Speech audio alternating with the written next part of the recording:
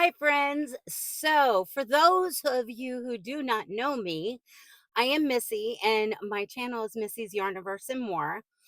And as you can tell by the title, you are tuning in to a very special video called Decade Divas, a 70s celebration. So, Decade Divas is the brainchild of Teresa over at Critters Crochet and Shannon over at the Spoonie Stitcher. And they have been teaming up with other podcasters. I'm not sure how many years, but what they do is celebrate different decades. Well, I guess the last time they did the Decade Divas last year, somehow or another, the 70s got left out. And a lot of people noticed, and a lot of people had a lot to say. And so Shannon and Teresa put their heads together and decided that since so many people were upset and they realized the 70s was not any part of the last Decade Divas, they decided that this year everybody was going to be part of a 70s celebration. I think that is so cool. Um, so there are a lot of content creators that are participating. This has been going on for, is it 6 or 7 weeks now? And there are two other people who will be dropping a video along with me today. They have been dropping on Tuesdays and Saturdays. And basically, we were tasked by joining in and being accepted into the Decade Divas realm with coming up with a project that either signifies the 70s or screams the 70s or is a 70s throwback. It could be fashion, it could be anything, but it had to be yarn related, fiber related. So, there's a lot of things out there. I was born in the 60s, mainly 67. And so I was growing up in the 70s and I remember a lot. I remember the music. I remember the dancing.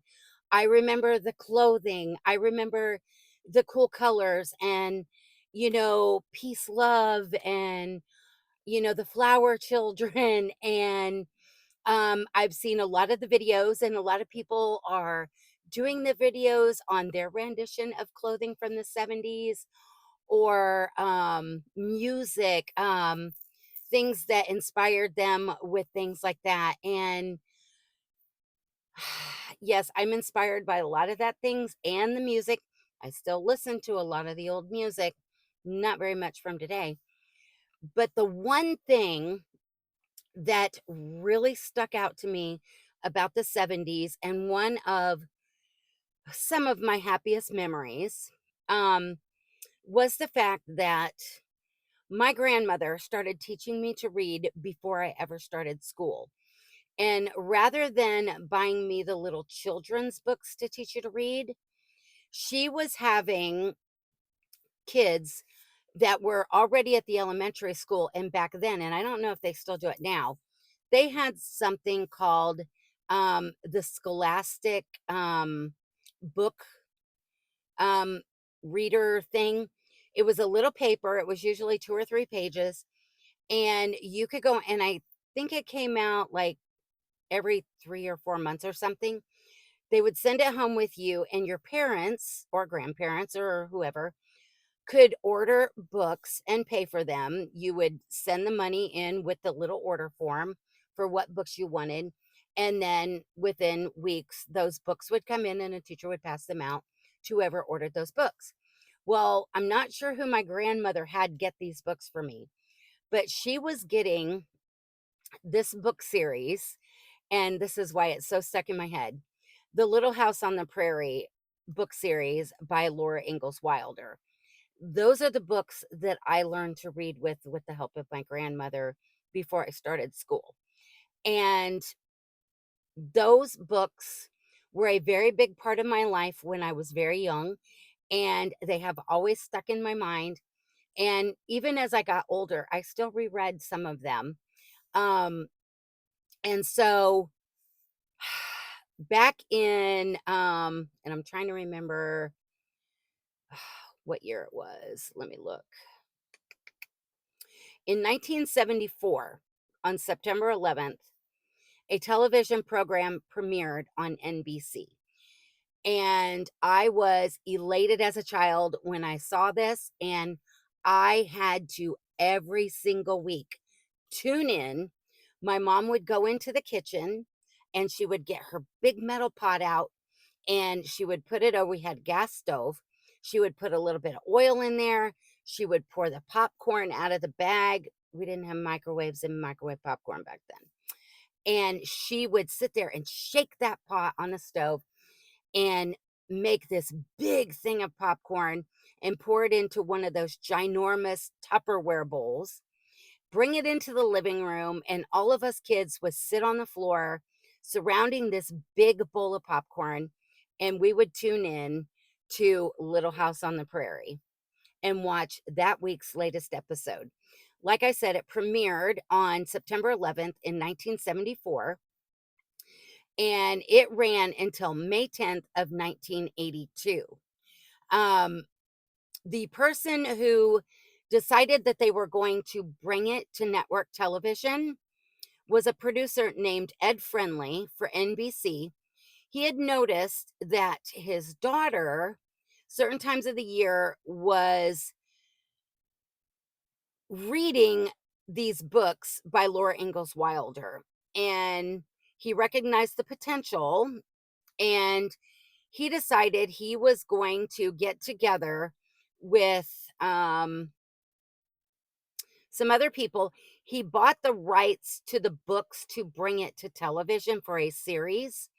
And along with a writer named Blanche Hannalis, they wrote the pilot script. And then Michael Landon, who ended up becoming the main director later on, he joined in later and also was the star and director. Um, Ed Friendly was an executive producer at NBC, and he initiated the project when he purchased the television rights for those books because he was envisioning as everything I've read said, a family friendly television series, and it could not be any further from the truth. Along with like the Waltons, things like that. Those were mainstays in our household when it came to the children watching in the evening. And out of there was 9 books written.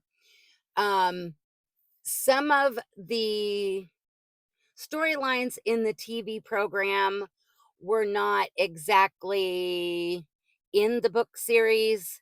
They did bring some other characters in that were not actual life events that she wrote about when she was, writing about her childhood on the prairie and all of this stuff. But it added to storyline, kept it family friendly, and kept everybody who tuned in engaged.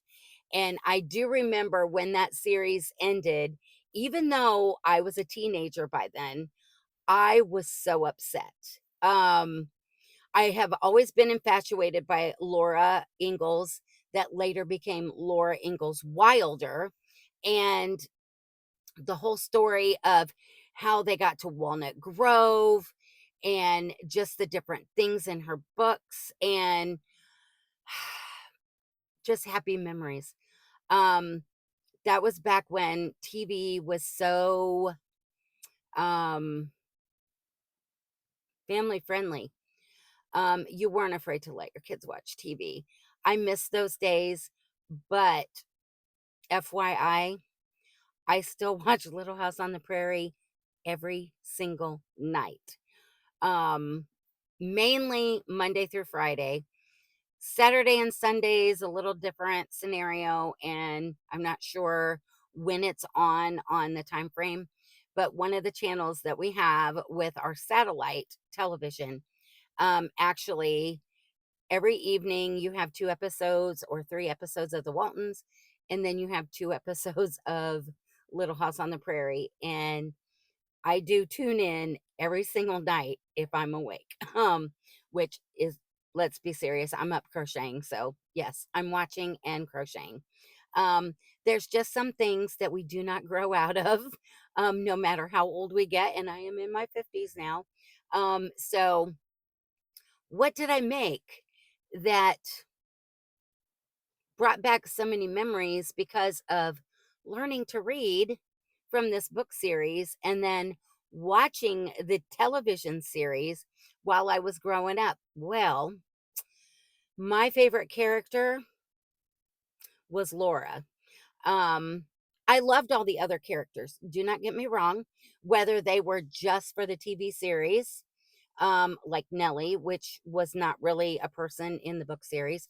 Nellie was comprised of three different little girls that were not so nice that she grew up with in her community. And so basically, their traits were all rolled into one, and that's how they came up with the character of Nellie. However, um, loving all the characters and all the storylines, and always being so infatuated with the whole thing, and anticipating every week when a new episode would come out, I still loved Laura. I loved her tenacity. I loved just everything that she did. She was so fun loving. She was so caring. And I love the fact that actually she did not even write these books until later in life. Her daughter Rose, well, before that, originally Laura began her writing career. She was writing a column for a newspaper, for poultry, talking about chickens and care and advice and all of this. But then later, after she had gained some experience with writing and everything, her daughter really urged her to start writing down her memories and compiling these books. And that's how it all began.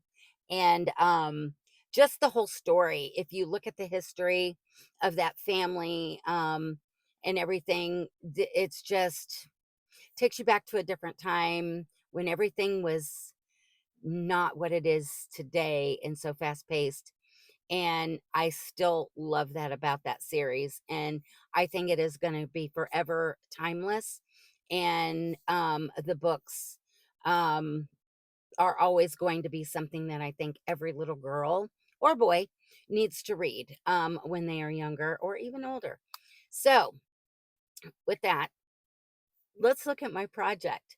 I'm so proud of her. I struggled with it a little bit because I was so worried I was going to um not put her together so that you could kind of see the vision I was going for. And at the end of the day, and I frogged a lot, but I love how she turned out. I am super proud of her, and I will always have her displayed. I'm so in love with her. So, you guys want to meet little Laura? I did Laura. Um, because that book series and that television show was a big part of my childhood, even before I became a teenager. And some of the memories that I will have forever and always of sitting on the floor in front of, the TV and watching it with my siblings, and or sitting on my grandma's lap or next to her on the couch and her teaching me to read in those books and everything. So that will always be ingrained in my memory. And so I wanted to make a little Laura as a memory for me of everything that I grew up loving. And I love her. I think she turned out so cute.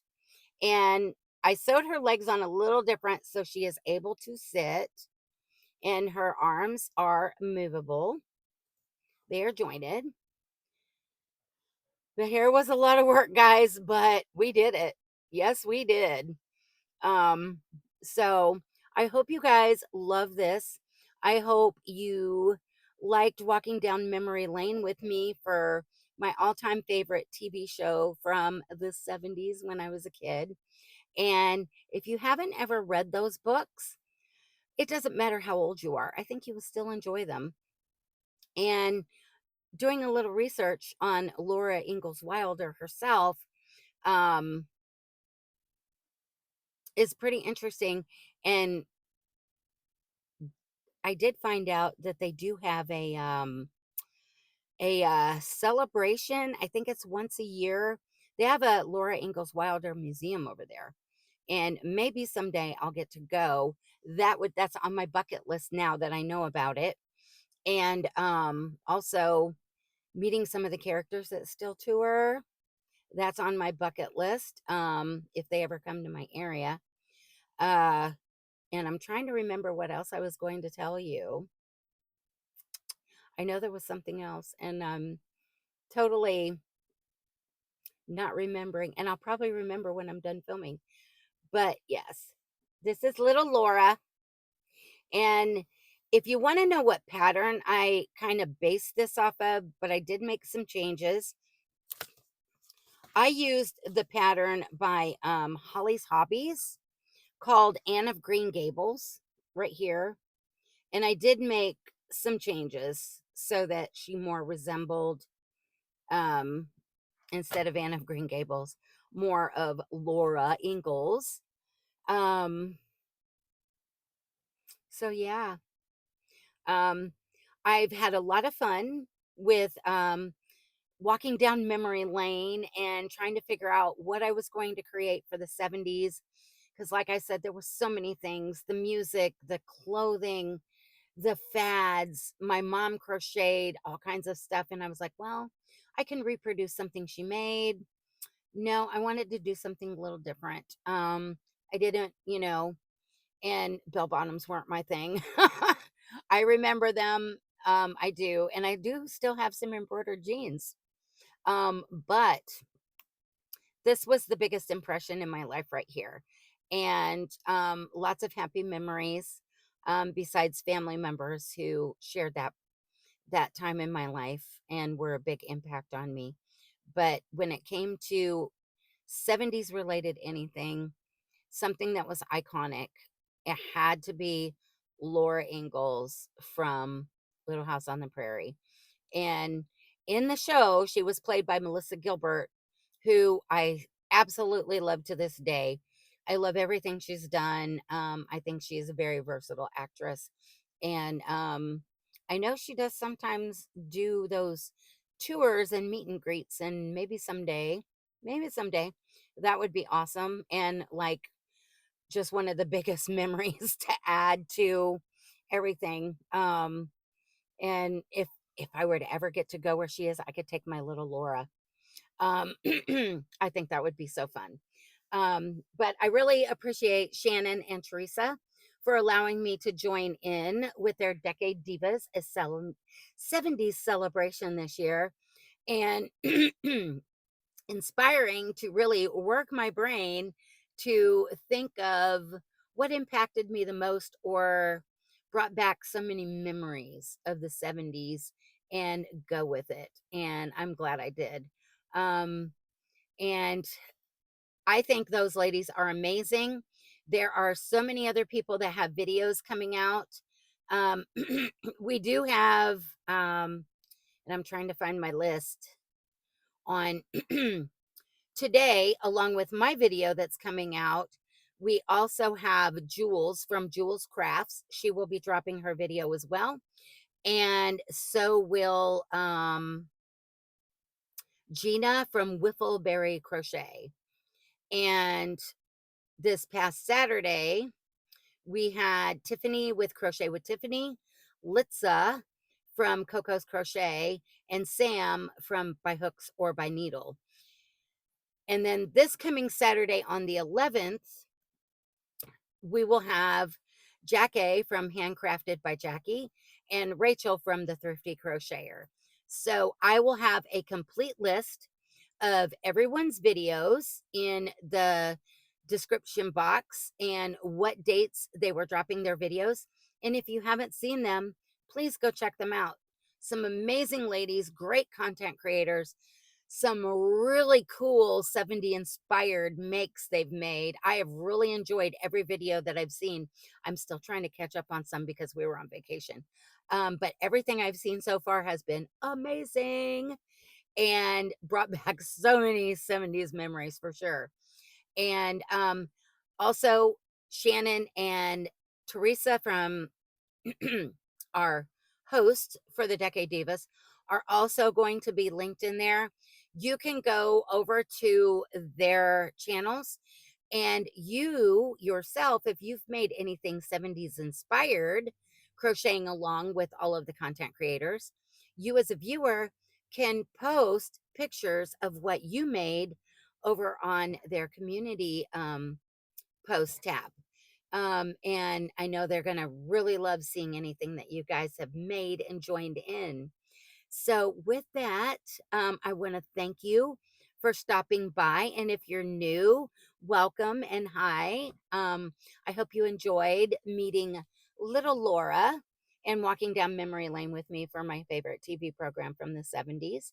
And with that, I'm going to say bye for now. Please go check out my friends who have also dropped a video or will be dropping a video on Saturday or past Saturday, or any videos you have skipped. And with that, I shall say bye. Thank you guys for tuning in, and I hope you have had a great Decade Divas 70 celebration. So, bye for now.